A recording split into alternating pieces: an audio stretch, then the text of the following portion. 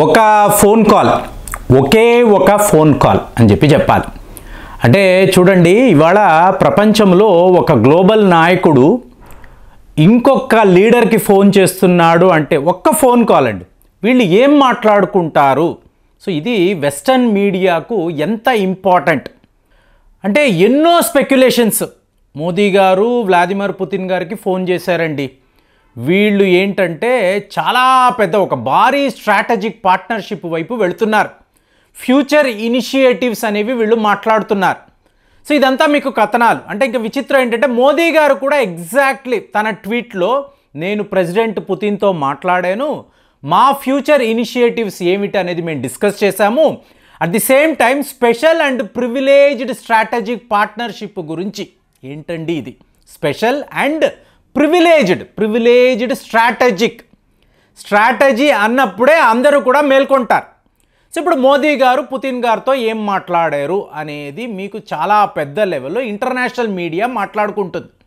So ఇప్పుడు మీరు ఊహించగలరా? వీళ్ళిద్దరూ మాట్లాడుకున్నారండి, ఒక అరగంట మాట్లాడుకున్నారు. వీళ్ళ మధ్య జరిగిన ఈ చర్చ ఇది ప్రపంచానికి ఎందుకు ఇంపార్టెంట్ అంటే ఆటోమేటిక్గా మనకు వచ్చే ఒకే ఒక ఆలోచన ఎలక్షన్స్. వెస్టర్న్ మీడియా కూడా ఇదే మాట్లాడుతుంది. అంటే పుతిన్ గారు ఎలక్షన్స్లో పాలు పంచుకోబోతున్నారు, మోదీ గారు ఆయనకి బెస్ట్ విషెస్ చెప్పారు. అలాగే భారత్లో కూడా ఎలక్షన్స్ కాబట్టి పుతిన్ గారు కూడా ఇదే మాట్లాడారు. ఫ్రెండ్స్, ఇక్కడ ఒక విషయాన్ని గమనించాలండి. ఒక గ్లోబల్ లీడర్ మాట్లాడుతున్నప్పుడు నేను ప్రెసిడెంట్తో ఇలా మాట్లాడాను అంటే వీళ్ళు డిస్కస్ చేసిన విషయం ఒకటి ఉంటుంది, అసలు విషయాలు ఇంకోటి ఏవో ఉంటాయి. అంటే అది చూసారా, ఆడువారి మాటలకు అర్థాలే వేరులే. సో ఇలాగే ఉంటుంది. సో ఈరోజు మీకు పుతిన్ గారు మోదీ గారు ఏం మాట్లాడుకున్నారు అన్నప్పుడు మనం కొన్ని ఇంపార్టెంట్ విషయాలు గమనించాలి. 50 దేశాలోని మాట్లాడాం. 200 కోట్ల మంది ప్రజలు గ్లోబల్ పాపులేషన్ ఓట్స్ వేయబోతున్నారు అని చెప్పి మాట్లాడాం. ఇందులో మీకు రష్యాను తీసుకున్నారనుకోండి, పుతిన్ని ఎదిరించడానికి అక్కడ ఎవరూ కూడా లేరండి. ఒకవేళ ఎవరైనా రష్యా యుక్రెయిన్ యుద్ధములో రష్యా చేసింది తప్పు, పుతిన్ గారు చేసింది తప్పు అని చెప్పి ప్రచారము చేస్తే వాళ్ళని బ్యాన్ చేస్తారు. బ్యాన్ చేయడం కాదు, తీసుకువెళ్ళి జైళ్ళలో పెడతారు. అంటే అది ఒక కమ్యూనిస్ట్ దేశం, డెమోక్రసీ లేదండి అక్కడ. కాబట్టి పుతిన్ని ఎదిరించడానికి రష్యాలో ఎవరూ కూడా లేరు. కానీ అదే భారతదేశానికి వచ్చారనుకోండి, పుతిన్ యొక్క రోల్ మన ఎలక్షన్స్లో చాలా చాలా క్రిటికల్. ఇదే నేను పదే మాట్లాడుతున్నాను, ఎందుకంటే నాకు వచ్చే ఇన్ఫర్మేషన్ అలాగే ఉంది. ఇప్పుడు ఈ అపోజిషన్ పార్టీస్కి అంతా కూడా అమెరికా వెస్టర్న్ కంట్రీస్ యొక్క సపోర్ట్ చాలా పెద్ద లెవెల్లో ఉందండి.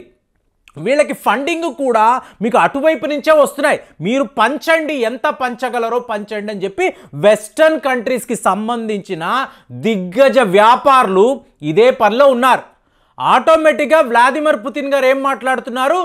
మన ఫ్రెండ్స్, ఇండియాలో ఉండే మన ఫ్రెండ్స్ గెలవాలి.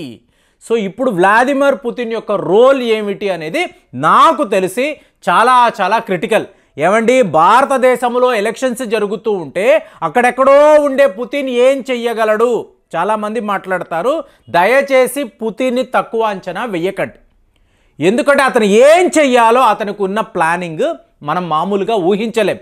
కాబట్టి ఇండియాలో జరుగుతున్న ఎలక్షన్స్ ఒక గ్లోబల్ సినారియో అండి. అంటే ప్రపంచాన్ని అప్ అండ్ డౌన్ చేయగలిగే ఒక సిచ్యువేషన్. ఇండియాలో ఎన్నికలు అన్నప్పుడు ప్రపంచం అనేది ఇన్ఫ్లుయెన్స్ చేయబోతుంది అనేది మనం గమనించాలి. కాబట్టి మీకు ప్రపంచంలో పెద్ద గ్లోబల్ లీడర్స్ అందరూ కూడా కీన్గా ఇండియాలో జరుగుతున్న ఎలక్షన్స్ను వీళ్ళు గమనిస్తున్నారు. ఒక వర్గానికి మేము ఉన్నామంటున్నారు, ఇంకొక వర్గానికి ఎంతోమంది సపోర్ట్గా వస్తున్నారు. అంటే ప్రపంచ స్థాయిలో జరుగుతున్న ఎలక్షన్స్లో భారత్, రష్యా, అమెరికా ఈ 3 దేశాలలో జరుగుతున్న ఎలక్షన్స్ చాలా చాలా ఇంపార్టెంట్. మొత్తం వరల్డ్ ఎకానమీని మార్చగలిగే ఎలక్షన్స్ ఇవి. కాబట్టి 2024 అంత క్రిటికల్ డే 1 నుంచి మాట్లాడుతున్నాం. సో ఇవాళ రష్యా యొక్క అధ్యక్షుడు వ్లాదిమిర్ పుతిన్ మన ఎలక్షన్స్ను ఎలా ఇన్ఫ్లుయెన్స్ చేస్తాడు తర్వాత మనం మాట్లాడుకోవచ్చు. కానీ యాజ్ ఇట్ ఈస్గా మీరు చూసారనుకోండి, వరసపెట్టి కథనాలు ఏమిటి అంటే ఎస్ జయశంకర్ గారు ప్రస్తుతము ఈరాన్లో ఉన్నారు. ఈరాన్లో ఈయన ఒక చాలా గొప్ప పని చేశాడు. ఏమిటి ఇది అంటే చాబహార్ పోర్ట్, ఈరాన్లో ఉండే చాబహార్ పోర్ట్ ఇంకొక 10 ఏళ్లకు ఈయన ఎక్స్టెన్షన్ తెచ్చుకొచ్చాడు. అంటే ఈరాన్ అధ్యక్షుడు వాళ్ళ యొక్క ఎక్స్టర్నల్ అఫైర్స్ మినిస్టర్తో కలిసి కూర్చొని ఇంకొక 10 ఏళ్ళు చాబహార్ పోర్ట్ మాకు కావాలి అనబడే కీలకమైన ఒక క్రిటికల్ అగ్రిమెంట్ ఎస్ జయశంకర్ గారు చేయగలిగారు. సో ఈ టైంలో మోదీ గారు వ్లాదిమిర్ పుతిన్కి ఫోన్ చేశారు. వీళ్ళు మాట్లాడుకున్నారు. సిచ్యువేషన్ని మీరు గమనించారు అనుకోండి, ప్రతి నెల కూడా $16 బిలియన్ అమెరికన్ డాలర్స్ అనేది మనకు ఇక్కడ ఇరాన్కి చుట్టూరుతో జరుగుతున్న వ్యాపారం అండి. అంటే భారతదేశం నుంచి ఒక వాణిజ్య ఓడ యూరోప్ దాకా వెళ్ళాలి అంటే రెడ్ సీ అనండి, సూజ్ కెనాల్ అనండి, వీటిని దాటుకుంటూ వెళ్ళాలి. ఎంతండి value? $16 billion American dollars per month. ఇవాళ ఇండియన్ ఎక్స్పోర్టర్స్ గగ్గోల పెడుతున్నారు. కాబట్టే మీకు మోదీ గారు పుతిన్తో మాట్లాడడము, ఎస్ జయశంకర్ గారు హుటాహుటిగా ఇరాన్కి వెళ్ళడము. సో దీనివల్ల ఏం జరుగుతుంది అంటే, మీకు రష్యా నుంచి ఆయిల్స్ వస్తున్నాయి కదా, మీకు రష్యా జెండా కనిపిస్తుంది. ఎక్కడికి ఈ ఆయిల్స్ వెళుతున్నాయంటే భారతదేశానికి వెళుతుంది. కాబట్టి ఇరు దేశాల జెండాలు ఉన్నప్పుడు హూదీ రెబల్స్ ఏమీ చేయడం లేదు. కానీ అదే ఏ ఫ్రాన్స్ నుంచో, కెనడా నుంచో, అమెరికా నుంచో ఒక ఓడ భారతదేశం వైపు వస్తే హూదీ రెబల్స్ తీవ్ర స్థాయిలో దాడులు చేస్తున్నారు. కాబట్టి ఈరోజు పరిస్థితి ఏమిటి అంటే 95% మీకు యూరోప్ నుంచి వచ్చే వాణిజ్య ఓడలు భారత్కి రావాలి అంటే వాళ్ళు రెడ్ సీని అలాగే మీకు ఈ సూజ్ కెనాల్ని వాడడం లేదండి. దీనివల్ల ఏం జరుగుతుంది? ఫ్రైట్ రేట్స్ $600 అని ఉన్న రేటు ఇవాళ $1500 అని చెప్పేసి ఫ్రైట్ ఫీ వాళ్ళు ఛార్జ్ చేస్తున్నారు. ఎక్కడ? విదేశీయ కార్గోలు. దీనివల్ల భారతదేశము ఏ స్థాయిలో నష్టపోతుంది అంటే ఇమీడియట్గా మీకు జయశంకర్ గారు చాబహార్ పోర్ట్లో మా ఓడలు వస్తాయి, ఇక్కడ నుంచి యూరోప్కి వెళుతుంది, హూదీ రెబల్స్ ఏమీ చెయ్యకూడదు. దీనికి గ్యారంటీ ఎవరు ఇవ్వాలి? ఇరాన్ ఇవ్వాలి. ఇప్పుడు అమెరికా హూదీ రెబల్స్ మధ్య చాలా పెద్ద లెవెల్లో యుద్ధము జరుగుతుందండి. అమెరికా ఓడలను వాళ్ళు విడిచిపెట్టడం లేదు. ఇందులో ఏమైంది? ప్రపంచ స్థాయిలో ఇంటర్నేషనల్ కార్గోస్ అంతా కూడా మేము ఇక మీద రెడ్ సీని వాడము, సూజ్ కెనాల్ని వాడము అంటే ప్రపంచం అంతా కూడా ఒక మేజర్ ఎకనామిక్ క్రైసిస్లో వెళ్ళిపోవచ్చు. కాబట్టి వెస్టర్న్ మీడియా మాట్లాడుతున్న Modi Putin discussion, one phone call, this is all about elections, at the same time BRICS. ఇప్పుడు ఈ సంవత్సరము బ్రిక్స్ యొక్క ప్రెసిడెన్సీ ఎవరికి? రష్యాకి ఉంది. పాకిస్తాన్ వాడేమో బ్రిక్స్లో జాయిన్ అవుతాను అంటున్నాడు. మనమేమో మన వీటో పవర్ని వాడిని ఆపేస్తాం.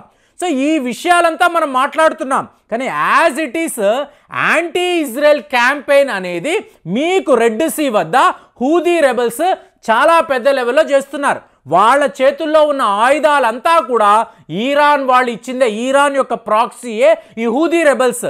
కాబట్టే జయశంకర్ గారు ఇరాన్కి వెళ్ళి, ఒరే నాయన మా వాణిజ్య ఓడలను ఏమీ చెయ్యకండి, మాకు చాలా పెద్ద లెవెల్లో వ్యాపారము అనేది దెబ్బతింటుంది, కాబట్టి మా ఓడలు చాబహార్ పోర్ట్ వస్తున్నాయి కాబట్టి అక్కడ మీరు అలో చెయ్యాలి. అంటే ఏంటి?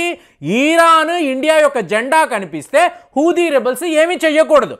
మరి దీన్ని నెక్స్ట్ లెవెల్కి తీసుకువెళ్ళాలి అనుకోండి, వ్లాదిమిర్ పుతిన్ గారు ఇరాన్ అధ్యక్షుడికి చెప్పాలి, మాకు సమస్యగా ఉంది, ఇండియాకు సమస్యగా ఉంది, కాబట్టి నువ్వు హూదీ రెబల్స్కి చెప్పు, భారత జెండా అంటూ కనిపిస్తే మీరు ఏమీ చెయ్యకూడదు. కానీ ఈ విషయాలు మాట్లాడకుండా ఎలక్షన్స్ గురించి మాట్లాడడమే ఇందులో విచిత్రము. మరి మీరు చెప్పండి, ఇంతలాగా ఇరాన్ మీద మనం ఒత్తిడి తీసుకొచ్చి వాడిని లొంగ తీసుకోవడము, మన ఓడలకి ఏం కాకుండా మనము ఒక మంచి పద్ధతిని, అంటే అక్కడ హూదీ రెబల్స్ని ఆపడము కాదండి, మన వ్యాపారానికి ఎక్కడ డోకా ఉండకూడదు. ఈ పని ఇవాళ మనం చేస్తున్నాము, ఈ ప్రయత్నాలు చేస్తున్నాం. ఇందులో మనం విజయం సాధిస్తామా, సాధించలేమా? మీ అనాలిసిస్ చెప్పండి. మళ్ళీ వచ్చే వీడియోలో కలుద్దాం. జై హింద్.